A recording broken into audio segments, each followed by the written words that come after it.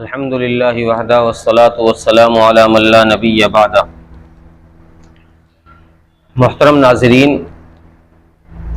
ایک شخص نے مسئلہ معلوم کیا ہے کہ ناپاک کپڑوں میں اگر بھول کر نماز پڑھ لی جائے تو کیا حکم ہے، نماز ہوگی یا نہیں؟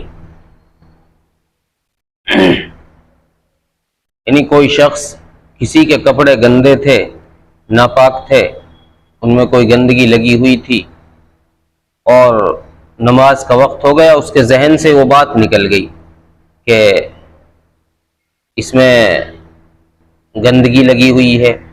وہ سمجھا کپڑے پاک ہیں، اس نے نماز کے ٹائم پہ نماز پڑھ لی۔ نماز کے پڑھنے کے بعد اس کو خیال آیا کہ یہ تو کپڑے ناپاک تھے، تو اب کیا کرے گا؟ اب کیا کرے؟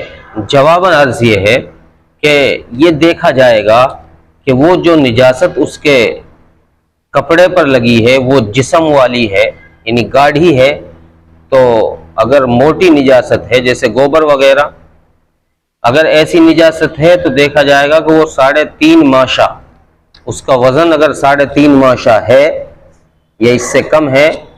اسی طریقے سے اگر پتلی نجاست ہے جیسے پیشاب، اگر پتلی نجاست ہے تو دیکھا جائے گا کہ اس کی چوڑائی کتنی ہے، وہ کتنی جگہ میں پھیل گئی ہے کپڑے میں۔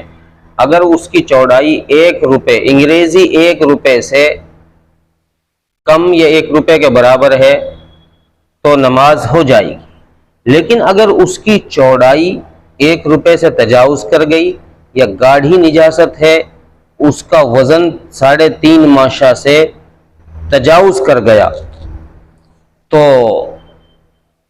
پھر نماز لوٹانی پڑے گی، نماز نہیں ہوگی۔ اس لیے اس چیز کا خیال رکھا جائے۔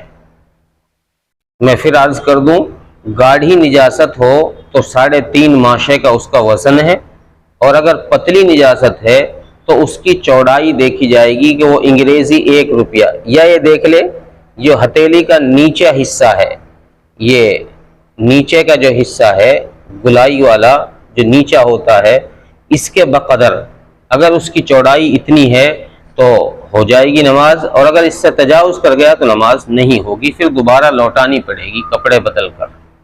السلام علیکم ورحمۃ اللہ وبرکاتہ۔